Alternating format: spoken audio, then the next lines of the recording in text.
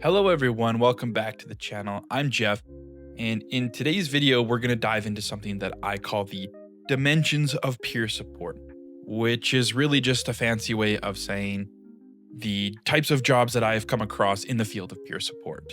If you're thinking of going into the work and the field of peer support, or if you're wondering where are certain types of places you can access peer support, then this video is going to be for you. I'm going to walk you through some of the main areas where this type of work shows up based on my own living experience. But before I do, I just want to jump into a list of caveats. Number one, these are roles that I've personally come across. There are probably so many out there that I'm going to leave off the list. And if I do, leave it in the comments below. I'd love to learn from your experience.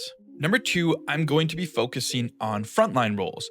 So while someone can be a peer support worker and a program manager or a communications lead, this video is going to focus on the jobs that are directly connecting with the people.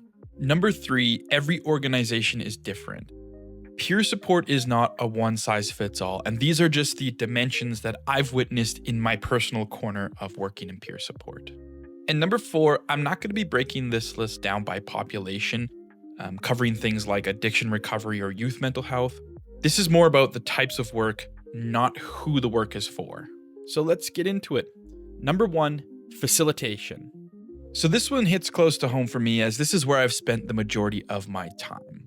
Facilitation usually means guiding a class or a group around a topic of wellness or maybe self-reflection.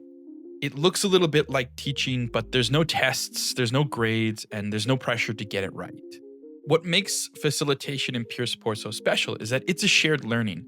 While the facilitator may guide the conversation, may lead with the activity or the material that they have, the real wisdom comes from the people in the group, and it comes from the lived and living experience that's shared amongst everyone in the class or whatever is being facilitated. A day in the life of a facilitator might include setting up a room, taking attendance, managing the flow of discussions, supporting someone if they're more activated, and yes, sharing your story with consent or when the story is serving the group. You might even find yourself creating or co-creating the curriculum, or even changing it on the fly based on what the group needs. It's important to note here that there are so many mental health and wellness topics out there, and you don't need to be an expert in all of them. While some organizations might require you to have a certain lived or living experience, usually just creating a space where people can feel seen, where people can feel heard, and safe to explore is almost always all that's needed. Number two, drop-ins.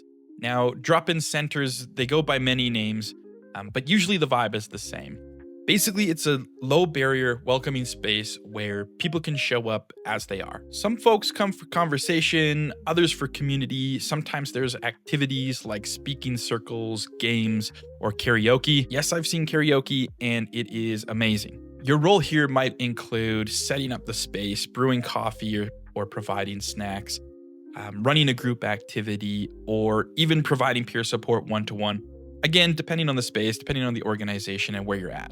In my personal experience with drop-ins, it's a beautiful mixture of structure and spontaneity, and honestly, connection is the real goal. Number three is community outreach. Now, I've divided community outreach into two different categories. One I'll talk more about in number four, but I've done this because honestly, I go back and forth all the time of what is community outreach, and it really doesn't matter how I define it, but there are some nuances to what I've experienced. Here we're meeting people where they're at, literally. Community outreach, you're usually going into some type of group home or community living space, something like that, and you're providing programming. I'm using air quotes for programming because what different organizations call it may be different to that each organization. Some aspects to this role are communicating with the staff, reporting on the day, hosting arts and crafts. I have a hilarious story where one time we made bird feeders and not a single bird feeder was consumed by a bird. Instead, there was a battle royal of squirrels, but that's a story I can get into on another day. Leading discussions or games, or simply co-creating a space for people to connect. Now, I've heard from friends of mine in the field that this may also include taking participants to appointments and things like that, but I personally have never done that, so I'm gonna leave it off the list. I just wanted to mention that as it does seem like an aspect that might come with the role of community outreach. Doing the community outreach, it's probably one of my favorite things that I've ever gotten to do in peer support. However, there are some things to know. A lot of it is building relationships, and while that's amazing and incredible, this also has to come with the knowledge of hard boundaries. For example, sometimes you build a relationship with someone and then seemingly out of the blue, they leave the group home. Because of confidentiality, for very good reason, you don't know where they go, you don't know why they left, and sometimes it just leaves the relationship feeling severed. It's hands-on, often creative work, and if you're someone who likes variety and getting out into the community, this might be your jam. Number 4, street outreach. Street outreach is similar to community outreach, but often more immediate, which is why I made it on its own list. A peer support worker that I've got to talk to who has found a very good home in the street outreach realm, they put it as providing sandwiches and bandages. You're still meeting people where they are literally, but this time it might be on the street or in shelters or encampments. This work is often focused on survival and connection. You might be handing out food, water, harm reduction supplies, but sometimes the most important thing you can do is just offer a listening ear or that moment of connection. What this job might involve is packing food and hygiene kits, tracking supplies, communicating with your team, physically walking the streets, checking in and offering support. It's important to note here that most organizations that I've worked for, they take a harm reduction approach.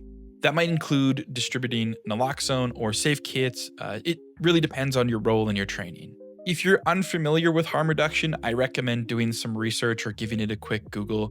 It's worth knowing about or even consider getting trained in before you get into this type of work, as it is not for everybody. And number 5, call line. I left this one last because it's the one that I have the least experience in. A call line usually means being on the phone, sometimes via email. And this is where folks can call in, where they can get extra support or maybe ask some questions or talk one-to-one with a peer support worker. Honestly, I found this to be one of the best ways to practice my active listening skills, and it can be incredibly meaningful to someone who doesn't want to show up and share in person. I also want to quickly touch on why I think it's important and what the value of anonymous and remote support can have. When I was at my lowest point, I often restrained myself from sharing my feelings with the people that I knew and I loved the most. This came with a lot of shame, this came with a lot of guilt and a lot of embarrassment. Although I personally have never used a call line, I would join online classes with my mic off and my camera off, honestly just to feel a little less alone and to try to gain a little bit more information and understanding of what was going on with myself. And honestly, not everyone has access to the same transportation. That's why I think phone and online support matter, and it's why I left it on this list. So there you have it. Those are the dimensions of peer support that I've encountered.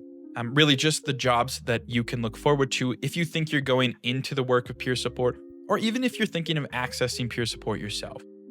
I left this video at a little bit of a high level, as I could honestly go on forever about each one of these topics and each one of the nuances and what each organization can provide for each person.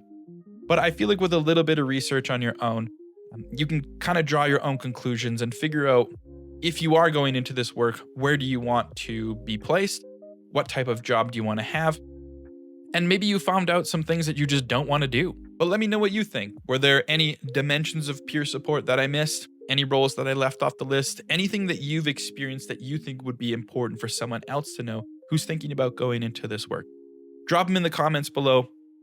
I would really love to hear it. The more that I get to learn about peer support, the more that I get to share about peer support. And honestly, the further and farther peer support is spread.